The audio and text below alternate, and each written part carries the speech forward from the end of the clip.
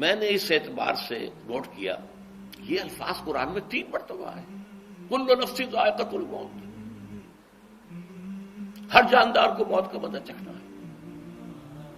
انبیاء اس سے مستثنا نہیں رہے، رسول اس سے مستثنا نہیں رہے، اولیاء اللہ مستثنا نہیں رہے۔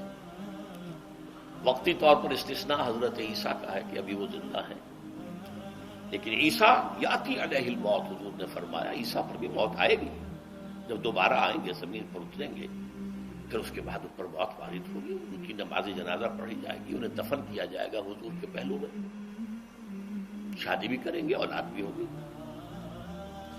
باقی تو یہ ہے کہ کل نفس ذائقۃ الموت، سب کو موت کا مزہ چکھنا ہے۔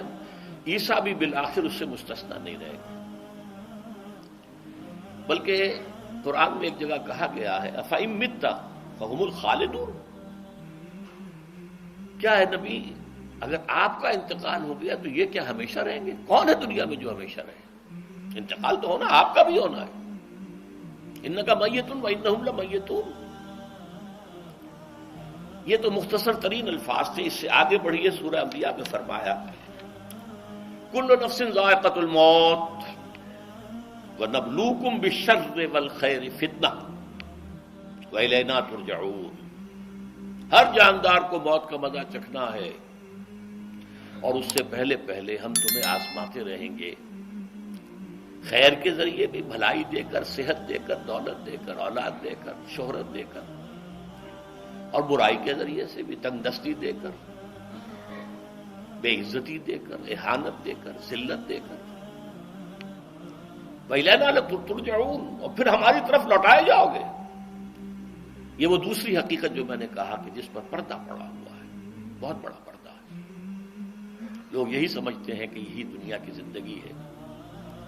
قرآن کہتا ہے اِنَّ الدَّارَ الْآخِرَةَ لَهِيَ الْحَيَوَانُ لَوْ كَانُوا يَعْلَمُونَ، یہ تو آخرت والی زندگی ہے جو اصل زندگی ہے، کاش کہ انہیں معلوم ہوتا۔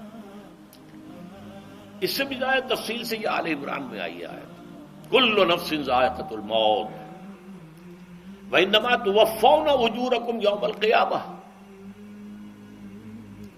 ہر جاندار کو موت کا مزہ چکھنا ہے، اور پھر تمہیں پورا پورا تمہارا اجر اور بدلہ دے دیا جائے گا قیامت کے دن۔ فَمَنْ زُحْزِحَ عَنِ النَّارِ وَأُدْخِلَ الْجَنَّةَ فَقَدْ فَازَ، جو کوئی آگ سے بچا لیا گیا اور جنت میں داخل کر دیا گیا وہ تو کامیاب ہو گیا۔ اللہم ربنا اجعلنا منہم، اللہم ربنا اجعلنا منہم، اللہم ربنا اجعلنا منہم۔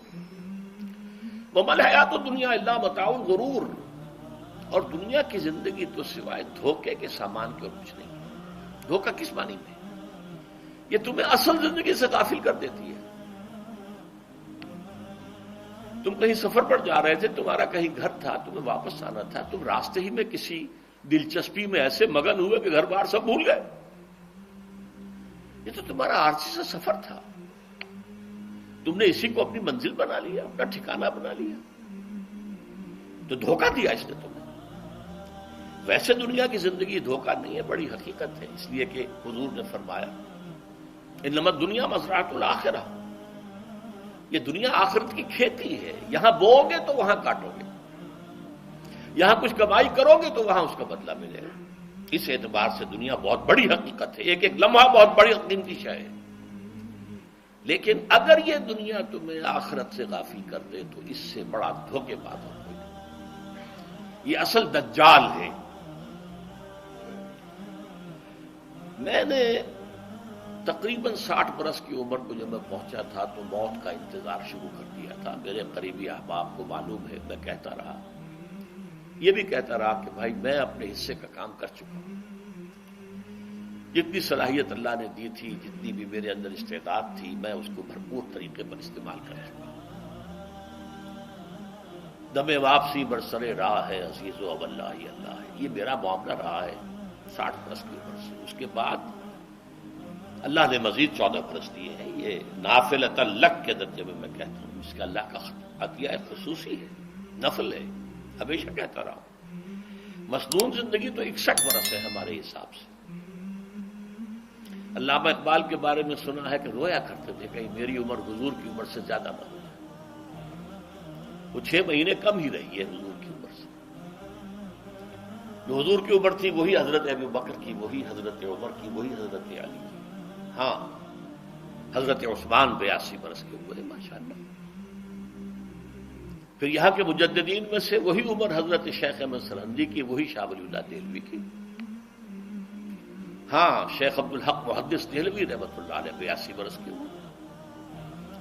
لیکن یہ میں کہا کرتا تھا مسنون عمر تو 61 برس ہے، جسے ہم 63 کہتے ہیں وہ اصل میں ہمارے حساب سے 61 بنتا ہے۔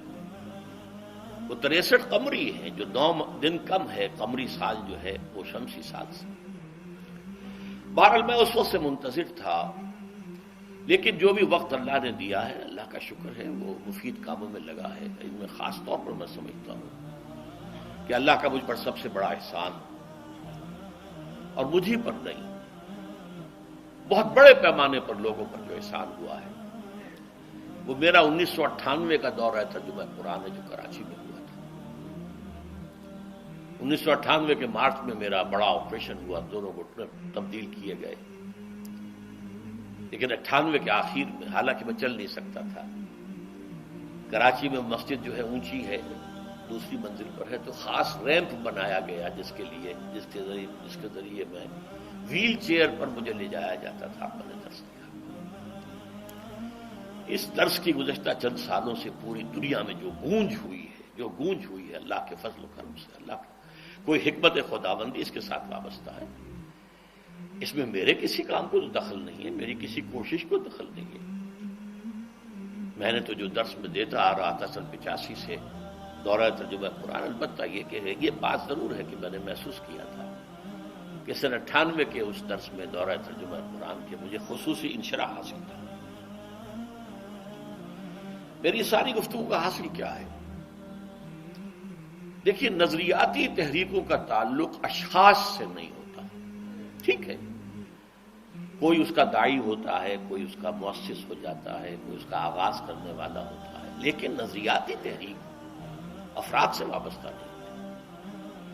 افراد آتے چلے جاتے ہیں اپنا اپنا حصے کا کام کر کے، جس کو جتنا مقدر ہے، جتنی اللہ تعالیٰ کی طرف سے توفیق ہے، وہ اپنا کام کرے گا، چلا جائے گا۔ یہ چمن یوں ہی رہے گا اور ہزاروں جانور اپنی اپنی بولیاں سے بول کر اڑ جائیں گے۔ مبارک ہیں وہ لوگ جنہیں قرآن کی بولی بولنا نصیب ہو جائے۔ وَإِنْ يَحْسَبُوا أَنِّي مِنْهُمْ، مجھے گمان ہے، اللہ کا فضل ہے کہ میں ان میں سے ہوں، میں نے قرآن کی بولی بولی ہے، اور قرآن مجید کو جیسا کہ وہ ہے ایز اٹ از، اپنے کو مذمومہ خیالات، اپنے کوئی ذہن سے زائدہ نظریات کو میں نے اس میں دخل نہیں دیا، جسے انگریزی میں آپ آبجیکٹیولی کہتے ہیں، خالص معروضی طور پر قرآن کو پڑھا، قرآن کو قرآن سے سمجھائے، یا پھر سیرت رسول سے سمجھائے۔ میں لفظ سنت کی بجائے سیرت استعمال کر رہا ہوں۔ قرآن مجسم حضور تھے صلی اللہ علیہ وسلم، اور حضور کی سیرت اور حیات جو ہے وہ قرآن مجید کی اصل تفسیر ہے۔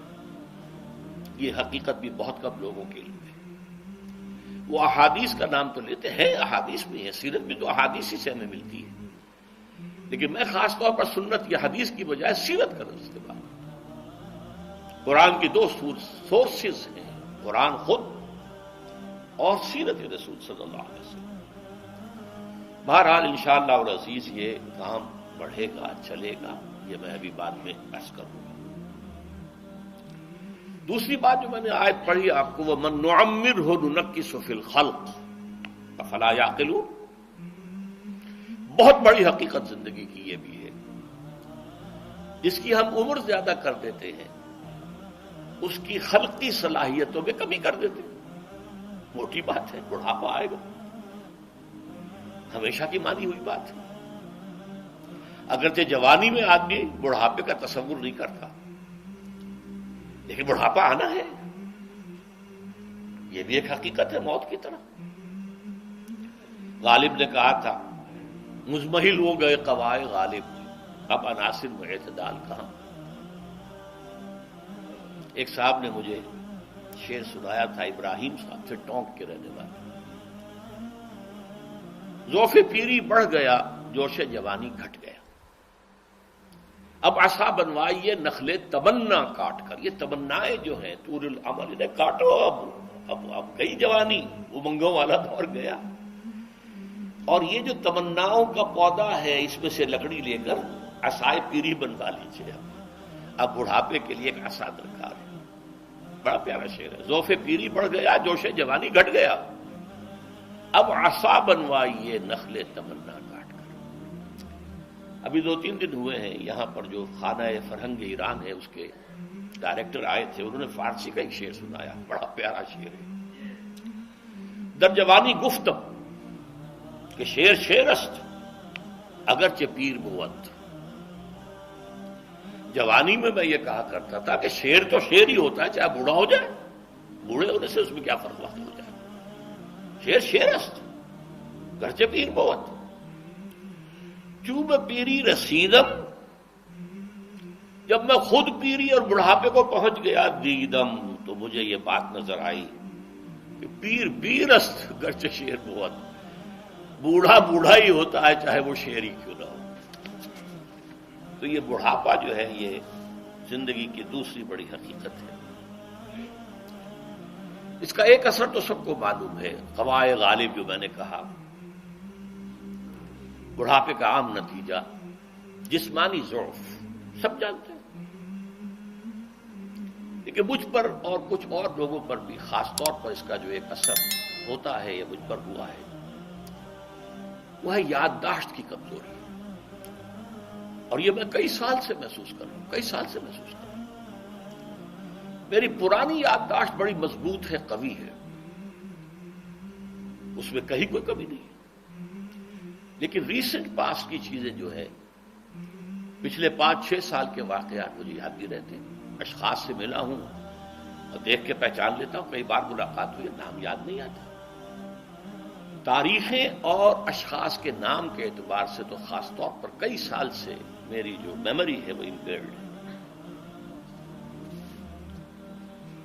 اور میں محسوس کرتا رہا ہوں کچھ عرصے سے کہ عین تقریر کے دوران محسوس ہوتا بلیک آؤٹ ہو گیا، اور مجھے سلسلہ کلام جوڑنے کے لیے سوچنا پڑا. بعض اوقات 1000 کروڑ مرتبہ بولے ہوئے الفاظ غائب. اب چاہے کتنا ہی زور لگا لوں وہ لفظ یاد نہیں آئے گا. ہاں تھوڑی دیر کے بعد خود بخود یاد آ جائے گا. میرے اس آپریشن سے کچھ عرصے پہلے تک جو میری تقریریں یہاں ہوئی ان میں بہت سے لوگوں نے نوٹ کیا، میری تقاریر میں اب وہ روانی نہیں رہی تھی. وہ جو کراس ریفرنسز آیا کرتے تھے،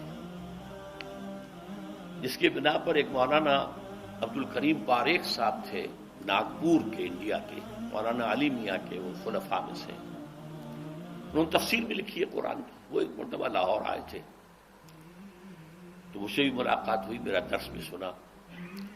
پھر یہاں وہ ایک دینی ادارے میں گئے، وہاں میرے خلاف باتیں ہو رہی تھی. تو انہوں نے کہا بھائی اس شخص کی کیا بات کرتے ہو، اس کے سامنے تو معلوم ہوتا ہے کہ قرآن کھلا ہوا ہے، جہاں سے چاہے لے لے. پھول کھلے ہیں گلشن گلشن، لیکن اپنا اپنا دامن، تم کیا بات کر رہے ہو اس کے بعد.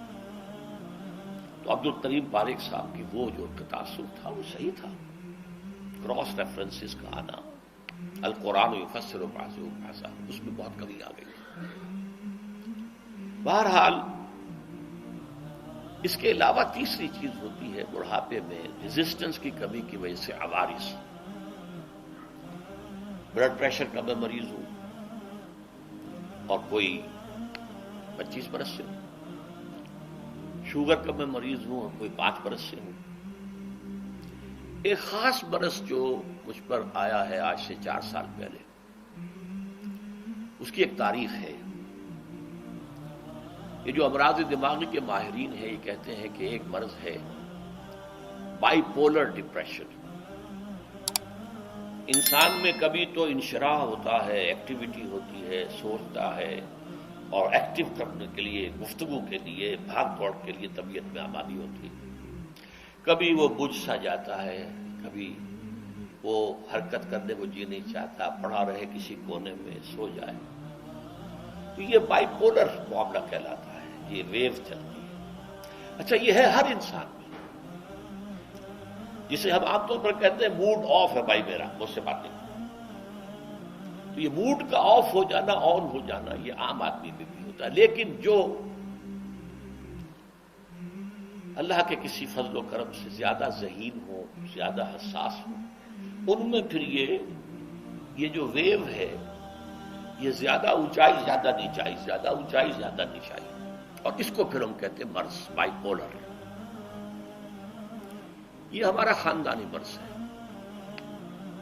والد صاحب کا تھا تو تھا، بڑے بھائی اظہار احمد صاحب کو ہوا، میری بڑی ہمشیرہ کو ہوا۔ عام طور پر اس کی عمر ہوتی ہے، ہوتی تھی، 3 تجربے مجھے ہیں، والد صاحب کو 13 برس میں نے اٹینڈ کیا ہے اس بیماری میں، سن 52 سے 65 تک جب کہ ان کا انتقال۔